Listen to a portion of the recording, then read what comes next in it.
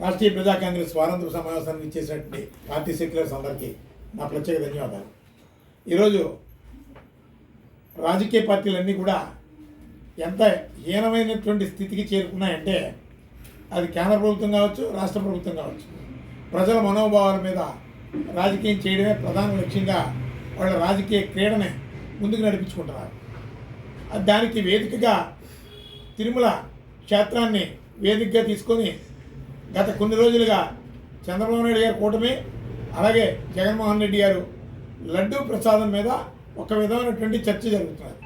లడ్డూ ప్రసాదంలో animals fat కలిసిందని ఒక వర్గం ఆరోపణలు, అదేవిధంగా ఎసైన్డ్ అంటే ఈ బాత్రూమ్స్లో వాడేటటువంటి ఒక కెమికల్స్ అన్నీ కూడా దాంట్లో కలిపారని ఒక విధమైనటువంటి వాదన.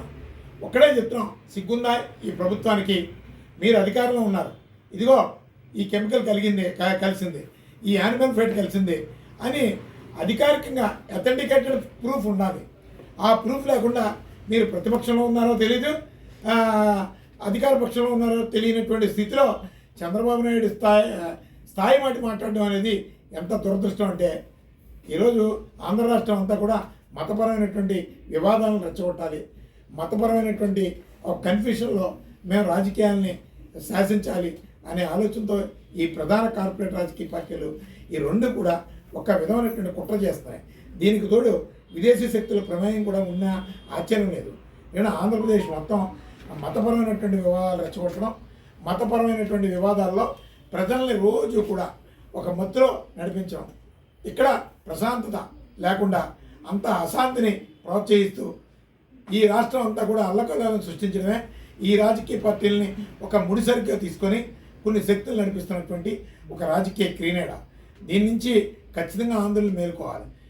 ఈ ఆంధ్రప్రదేశ్లో ఒక విధమైనటువంటి ఒక ప్రమాదకరమైనటువంటి ఒక రాజకీయాన్ని ముందుకు నడిపిస్తున్నారు.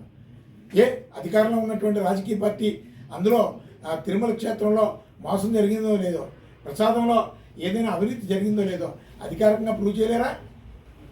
ఆ సత్తా మీ దగ్గర లేదా? చంద్రబాబు నాయుడు కూటమంతా కూడా అదే పరిస్థితిలో ఉంది, అలాగే జగన్మోహన్ రెడ్డి గారు కూడా అదే పరిస్థితుల్లో ఉన్నారు. ఈ రెండు రాజకీయ పార్టీలు ప్రజలకు మేలు చేద్దామా, ఈ సమాజాన్ని శాంతి భద్రతల సమస్యలో సృష్టిద్దామా అనే ఆలోచన తప్ప ఈ రాష్ట్రాన్ని సస్యశ్యామలంగా ఉంచుదాం, ఎప్పుడు ప్రశాంతంగా ఉంచుదాం, ఇక్కడ ఎంతో అభివృద్ధి సాధిద్దాం, ఇక్కడ బిడ్డల భవిష్యత్తు కోసం ఆలోచిద్దాం అని ఒక్క నాయకుడు లేడు. దురదృష్టం ఏంటంటే ఆంధ్రప్రదేశ్లో యువతను కూడా పెడద్రోవ పట్టించేశారు. ఇక్కడ ఎందుకంటే ఒక ఘోరమైనటువంటి మత్తు పదార్థాలకు బానిసలుగా మార్చేశారు యువతని. ఈ మత్తుకి బానిసలైనటువంటి యువత వాస్తవాన్ని మర్చిపోతున్నారు, వాళ్ళ భవిష్యత్తును మర్చిపోతున్నారు, వాళ్ళ కుటుంబ ఆలోచనలే కుటుంబ భవిష్యత్తును మర్చిపోతున్నారు. యుక్త వయసునంతా కూడా సర్వనాశనం చేసేసుకుంటున్నారు. దీనికి ప్రభుత్వాలు ప్రధాన కారణంగా ఉంటున్నాయి. ఇవన్నీ కూడా ప్రతి ఆంధ్రుడు మొట్టమొదట మేల్కోవాల్సిన అవసరం ఉంది.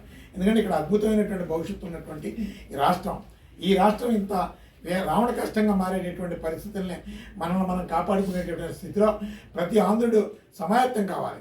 ఈ తెలుగుదేశం పార్టీ కావచ్చు, అలాగే తెలుగుదేశం పార్టీ కూటమి కావచ్చు, అలాగే వైఎస్ఆర్సీపీ కావచ్చు, ఈ రెండు రాజకీయ పార్టీలు ప్రజలకి నష్టం జరిగినా ఈ రాష్ట్రం నాశనం అయిపోతున్నా వాళ్ళకి అవసరం లేదు. వాళ్ళకి బలహీనత, అనేక అక్రమ కేసుల్లో వాళ్ళు కూరుకుపోయి ఉన్నారు. వాళ్ళ అక్రమ కేసుల నుంచి బయటపడాలంటే అధికారం ఉండాలి. లక్షల కోట్ల రూపాయలు ఇక్కడ దోచుకున్నటువంటి డబ్బంతా కూడా ప్రజలకి ఓట్ల సమయంలో నోట్లు పంచుతున్నారు. అమాయకత్వంతో ఆకలితో ఉన్నటువంటి ప్రజలు వాళ్ళు ఇచ్చినటువంటి రూపాయి తీసుకొని వాళ్ళు నిజాయితీగా ఓటేసేస్తున్నారు, డబ్బు తీసుకున్నాం కదా అని. ఆ నిజాయితీ ప్రజల్ని, ఆంధ్రుల భవిష్యత్తుని నాశనం చేస్తున్నాం, మనం ఎప్పటికైనా భగవంతుడి నుంచి తప్పించుకోలేం అనే కనీస జ్ఞానం లేనటువంటి ఈ రాజకీయ పార్టీలు ఖచ్చితంగా తగిన మూల్యం చెల్లించుకుంటాయి. ఈ భగవంతుడిని అడ్డుపెట్టుకొని రాజకీయ ఒక కాలుష్యాన్ని సృష్టిద్దాం అనుకునేటువంటి రాజకీయ పార్టీలు ఖచ్చితంగా మూల్యం చెల్లించుకోక తప్ప.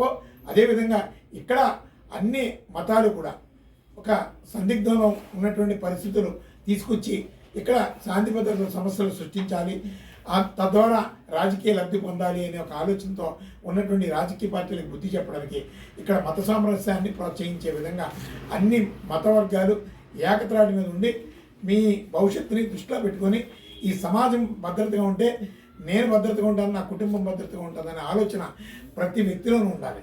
ఏ భగవంతుడు కూడా కొట్టుకు చావమని చెప్పలేదు, మతపరమైనటువంటి వివాదాలు సృష్టించుకోమని చెప్పలేదు.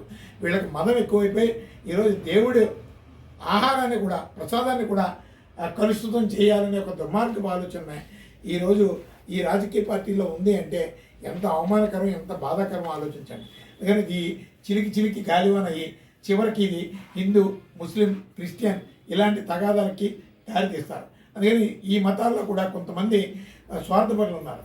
ఆ మతంలో చిచ్చు పెట్టడానికి కూడా కిరాయి తీసుకొని చేసేటువంటి ప్రమాదాలు ఉన్నాయి. అందుకని దయచేసి ప్రజలందరూ అప్రమత్తంగా ఉండండి. ఈ సమాజంలో అందరూ భద్రతగా జీవించాలి అంటే రాజకీయాలు పొల్యూట్ కాకూడదు, దేవుడిని పొల్యూట్ చేయకండి. ఎందుకంటే ఎవరు నమ్ముకున్నటువంటి దైవాన్ని వాళ్ళు పూజించండి, గౌరవించండి. అంతేగాని ఎవరో చెప్పినటువంటి మాటలు విని మా దేవుడు గొప్ప, మీ దేవుడు గొప్ప అనే ఆలోచనలకు వెళ్లకుండా మతపరమైన వివాదాలకు దూరంగా ఉండండి.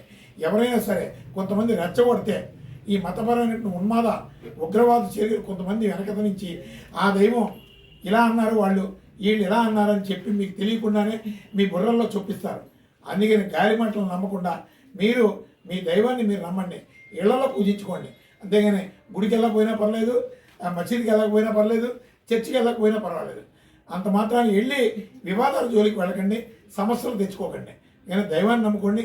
సమాజాన్ని శాంతి భద్రతల దృష్ట్యా కాపాడడానికి ప్రతి వ్యక్తి కూడా సామరస్యంగా ఆలోచించండి. బిడ్డల భవిష్యత్తుకు భద్రతగా నిలవాలని చెప్పి రాష్ట్రీయ ప్రజా కాంగ్రెస్ పార్టీ సూచిస్తుంది.